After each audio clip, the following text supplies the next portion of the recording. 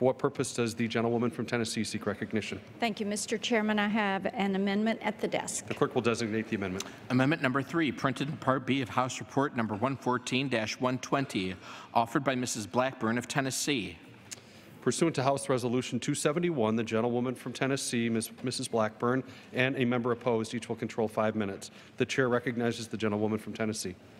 Thank you, Mr. Chairman. And first, I want to begin by thanking the subcommittee chairman for his hard work on this effort that is in front of us, and for the committee identifying ways to reduce what the federal government spends, especially in the Ledge branch.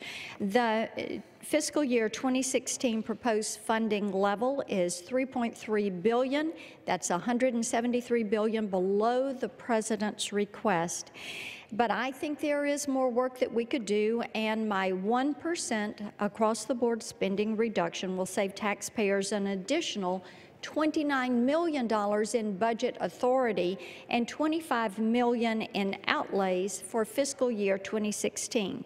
It is a targeted cut in discretionary spending that exempts the Capitol Police, the Sergeant at Arms, and security maintained by the architect of the Capitol. I want to recognize the work, again, as I said, of Chairman Graves and his committee. They have done several very important things that I think we ought to highlight.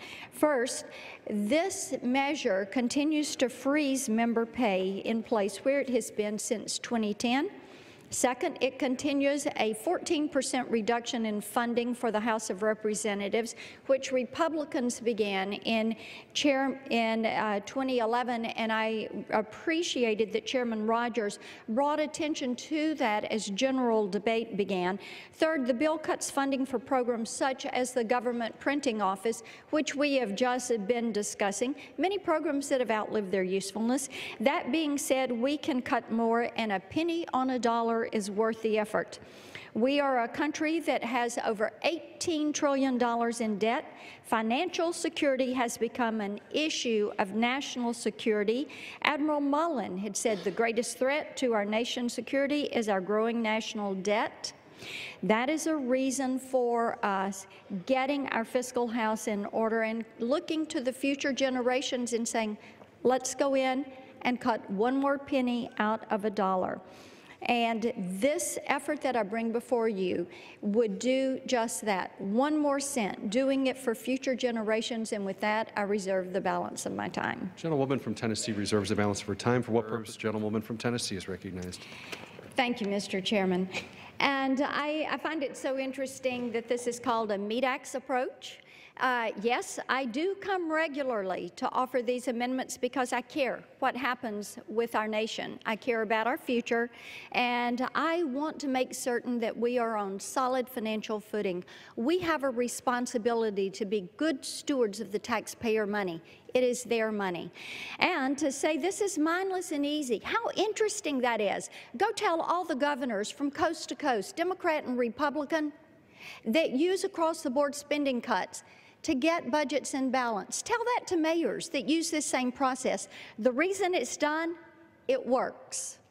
It works. It helps the bureaucracy hold itself accountable. And that is absolutely what we ought to be doing at this point in time. As you can see, cutting is a very emotional issue. Cutting brings forward a lot of emotions. Talking about doing more with less, being resourceful, that is what we should do every single day in order to be a good steward of the taxpayer money. We should want to do more with less. We should do it in the name of freedom, for freedom's sake, for the sovereignty of this nation. Ill-conceived and unrealistic? When is operating by a balanced budget and spending and living within the means the taxpayers have said they are going to have for this federal government, when would that ever be considered ill-conceived? When would it be considered unrealistic? It is what we ought to be doing. And indeed, if every department did what the Ledge branch did of cutting 14%, we would be getting close to budget.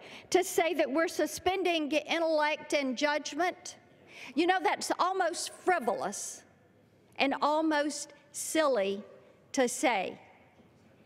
We spend less and should be spending less and should try to continue to spend less and reform this government and hold it accountable to the taxpayer who is footing the bill, because, yes, the nation's future depends on it. Our national security, yes, it depends on it.